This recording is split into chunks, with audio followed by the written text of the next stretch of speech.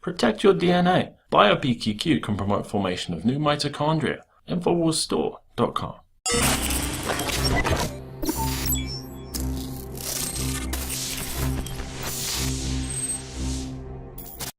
I'm Ashley Beckford, reporting for Infowars.com. Since equality is a major social justice issue right now, I want to debunk the idea that total equality is actually what humanity needs. What humanity really desires is actually self-determination, which is free will. I want to bring to you a short story written by Kurt Vonnegut in 1961. I'd like to thank my English teacher in 8th grade, Mrs. Berry, because she gave me the idea for this story. It's widely available online right now. But the story is a satirical, dystopic science fiction representation of what society would look like if total egalitarianism actually existed. This story was even cited by the late Supreme Court Justice Antonin Scalia in his dissent for the case of PGA Tour versus Martin. You can look it up, but he says animal farm determination that fairness and the ADA mean that everyone gets to play by individual rules, which will assure that no one's lack of ability will be a handicap. This story bears resemblance to other dystopic films and books such as 1984, The Matrix, and this is a situation where self-determination has actually been eliminated, and now the state decides how and if people will live. I'm going to read the first few paragraphs of Kurt Vonnegut's work so you can get a sense of the type of society that he's profiling in this story. Harrison Bergeron by Kurt Vonnegut Jr. The year was 2081 and everyone was finally equal. There weren't only equal before God and the law, they were equal in every which way. No one was smarter than anybody else. No one was better looking than anybody else. No one was stronger or quicker than anybody else. All of this equality was due to the 211th, 212th, and 213th Amendments to the Constitution, and to the unceasing vigilance of agents of the United States Handicapper General. It was tragic, all right, but George and Hazel couldn't think about it very hard. Hazel had perfectly average intelligence, which meant she couldn't think about anything except in short bursts. And George, while his intelligence was way above normal, had a mental handicap radio in his ear. He was required by law to wear it at all times. It was tuned to a government transmitter. Every 20 seconds or so, the transmitter would send out some sharp noise to keep people like George from taking unfair advantage of their brains. Harrison Bergeron was also made into a film in 1995. Let's take a look at a clip from the film so that we can see what that was all about. Bergeron, B-. I think you had a B+ on the last geography test, didn't you? Yes, Miss Hopkins. Well, this is quite an improvement. Thank you. Morris Wilkerson, C-. Good work, Morris. Geraldine Hoberman, C. Congratulations, Geraldine. Harrison Bergeron, A+.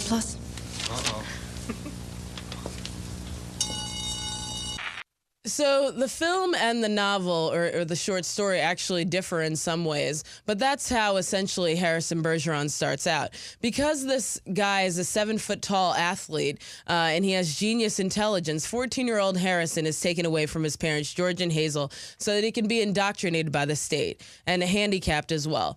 Remember that children are being taken away from their parents in this story, because I'm also going to talk about how that's happening right now in China. China is the leading totalitarian state in the world. People are routinely tortured in China. Citizens in this story are also constantly tortured by the government through various means, including being weighed down by sandbags, wearing glasses that blur vision, and wearing headsets that blast out sharp noises, all due to state-mandated requirements to equalize people. They are dumbed down, just like Charlotte Iserbyt described in The Deliberate Dumbing Down of America, through the educational system and through television, the true opiate of the masses. Beautiful people must be disfigured or forced to wear hideous masks. Each person is forced to subjugate their special attributes to the will of the state. We know that the destruction of pure beauty and goodness is a hallmark of authoritarian regimes, and this story aptly depicts a situation where you have an entire society of mass Stockholm Syndrome victims, worse than currently North Korea is. The government destroys the free market because, like J.D. Rockefeller said, competition is a sin.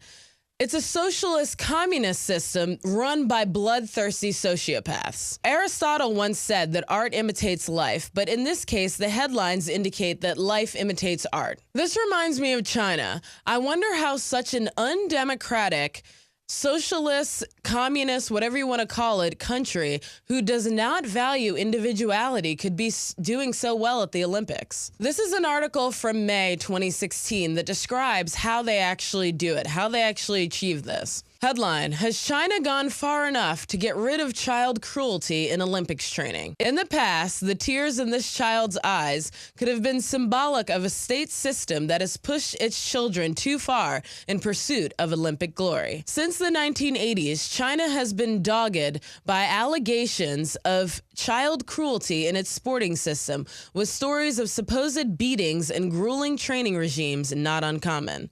Going back to Vonnegut's story, everyone must be, quote, equal in all ways. Anyone who's perceived to be above average is diminished so that they don't make others feel bad for having special attributes. In China, it's actually the opposite. When children are found to have special attributes or special talent, you're actually taken away from your parents and sent to a state-sponsored special school.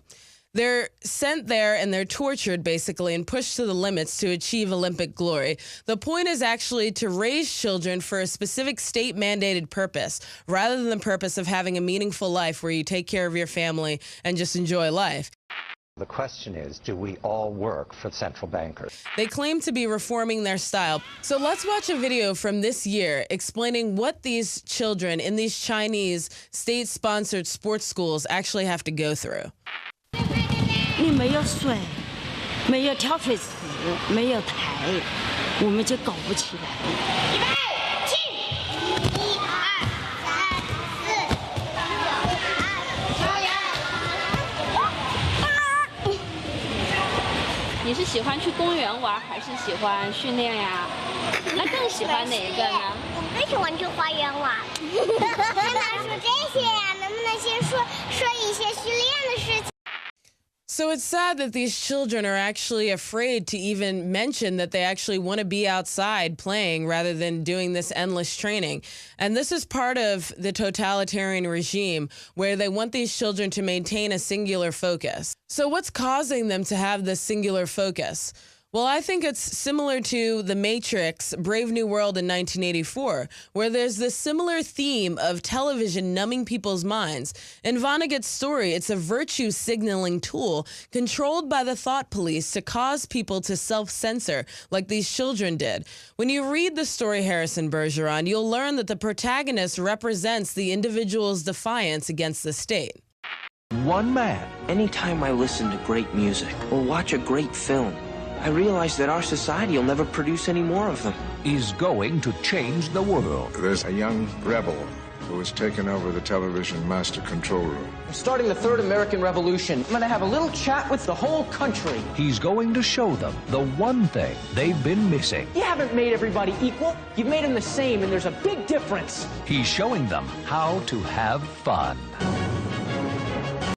Harrison represents the alpha male archetype who questions authority and who has an urge to succeed. He's like a Matt Drudge or an Alex Jones who disseminates information and also aggregates information so that the citizenry is informed. I'm not going to wait around and watch my family die around me. The moral of the story is that progressivism is like a cancer. It's malignant. And when state-sponsored programs promote egalitarianism, unethical and tyrannical results could be the outcome. We shouldn't want totalitarian equality. What we need is equality of opportunity, self-determination, and individual sovereignty. We can't alter the Constitution beyond recognition, as it was in this story, without losing credibility as well as liberty. Harrison Bergeron by Kurt Vonnegut is effectively Hillary's America. She wants total control. I'm definitely not with her. This is Ashley Beckford for Infowars.com. Stay tuned for more special reports.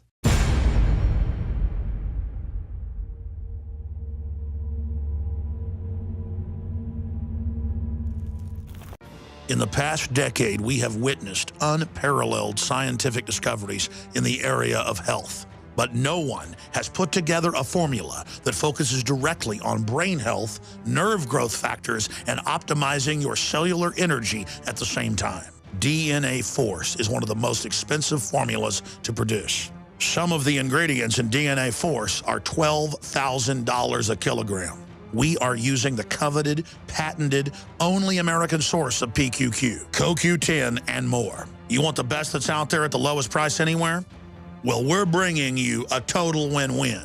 The ultimate value, cutting-edge, trailblazing game changer that also supports the InfoWar.